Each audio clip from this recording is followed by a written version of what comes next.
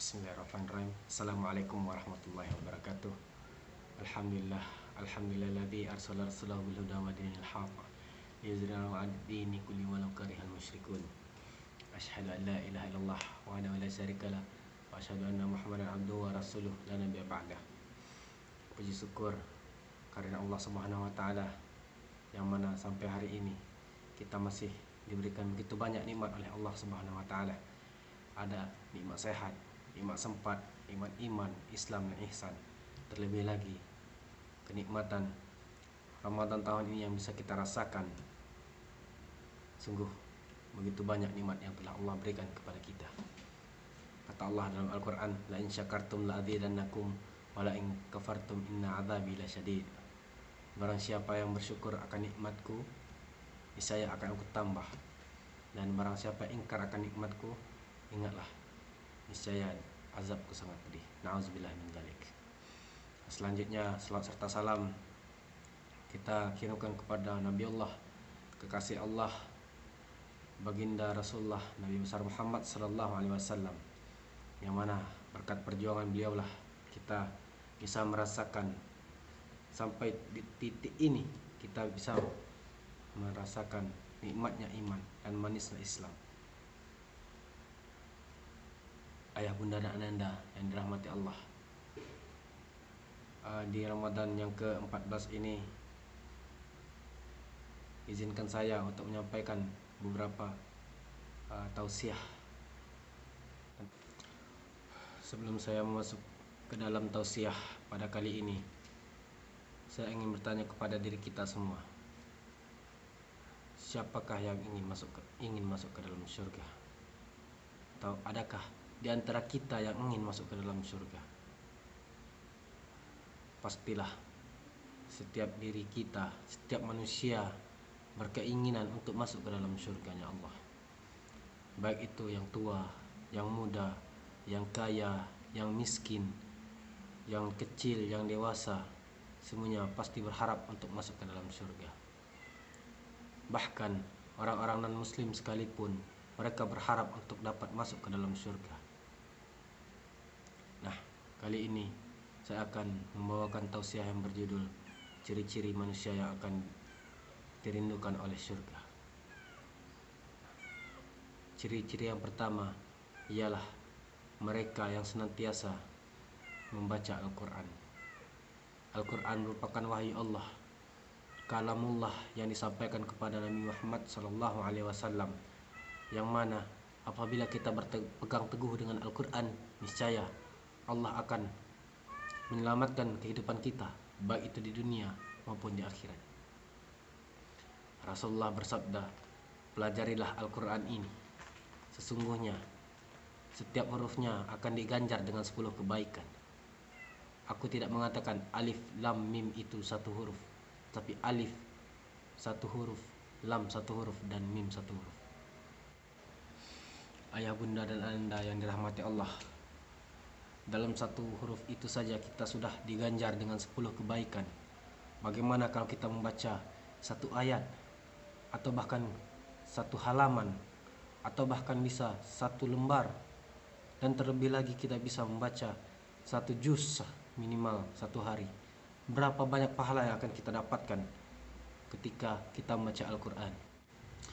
Jadi wajarlah bila surga merindukan orang-orang yang membaca Al-Quran, karena dengan membaca Al-Quran saja kita sudah mendapatkan begitu banyak pahala dari Allah.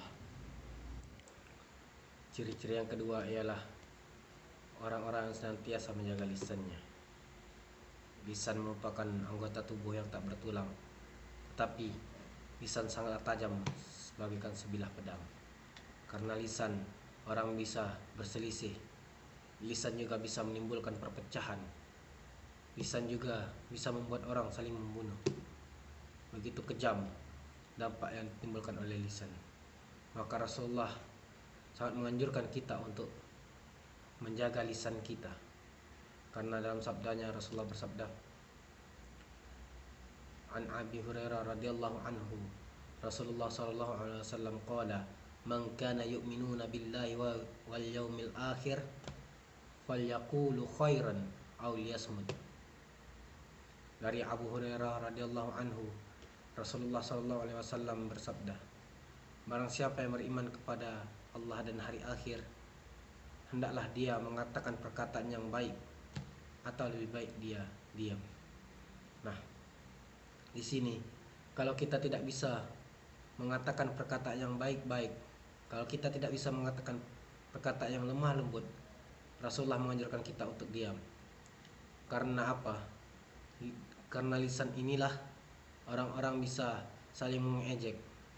Karena lisan inilah orang bisa saling mengolok-olok, melecehkan. Bahkan orang bisa kehilangan nyawa karena lisan ini. Jadi tampak wajarlah bila surga merindukan orang-orang yang senantiasa menjaga lisannya. Ciri-ciri yang ketiga, manusia yang dirindukan oleh surga itu ialah mereka yang senantiasa memberi makan kepada orang-orang yang kelaparan. Ketika kita memiliki banyak harta, ketika kita memiliki uang yang berlebih, hendaknya kita bisa berbagi dengan saudara, sanak famili kita, atau di lingkungan kita yang memiliki kekurangan, dengan cara kita bisa memberikan mereka makanan untuk mereka, karena itu sangat berguna untuk mereka, untuk keberlangsungan hidup mereka. Kata Allah, ingatlah di akhirat nanti ketika engkau memberi minum saudaramu di dunia, niscaya akan aku lapangkan dahagamu, akan aku lepaskan hausmu di akhirat nanti. Dan jikalau engkau memberikan makanan kepada saudaramu di dunia yang kelaparan, niscaya aku akan melepaskan kelaparan engkau nanti di akhirat. Subhanallah, sebegitunya Allah memberikan apresiasi kepada orang-orang yang selalu dan senantiasa ingin memberikan makanan kepada sanak famili, saudara yang sedang membutuhkan.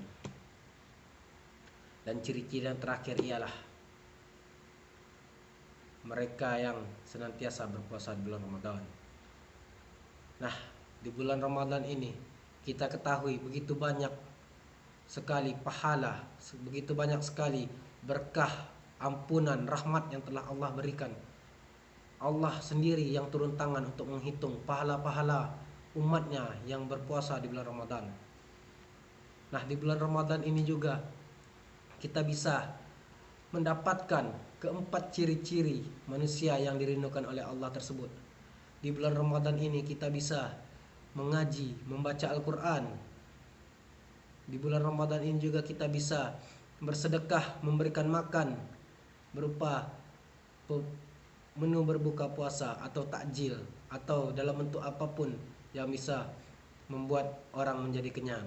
Dan di bulan puasa ini juga, di bulan Ramadan ini juga, kita selain melatih diri kita untuk menahan haus, menahan lapar, menahan dahaga, tetapi juga kita dilatih untuk menjaga lisan kita, memperbaiki perkataan-perkataan kita yang tidak perlu. Nah, di Ramadan ini diharapkan kita bisa nantinya la'allakum tattaqun, atau menjadi orang-orang yang bertakwa, seperti yang dikatakan Allah dalam surah Al-Baqarah ayat 183. Nah, hendaklah di akhirat nanti kita bisa, mudah-mudahan dengan seizin Allah, kita menjadi salah satu orang yang dirindukan oleh surga, dan kita bisa berkumpul di surganya Allah nanti. Amin ya rabbal alamin. Mudah-mudahan kita bisa mengambil hikmah dan pelajaran dari tausiah singkat ini, terkhususnya pada diri saya sendiri, dan semoga kita bisa menjadi manusia yang lebih baik lagi dengan menjadikan pribadi yang lebih baik ke depannya. Jikalau ada kata-kata yang salah, itu murni datang dari saya sendiri, dan kebenaran hanya milik Allah Subhanahu wa taala. Akhir kata, billahi taufiq wal hidayah. Wassalamualaikum warahmatullahi wabarakatuh.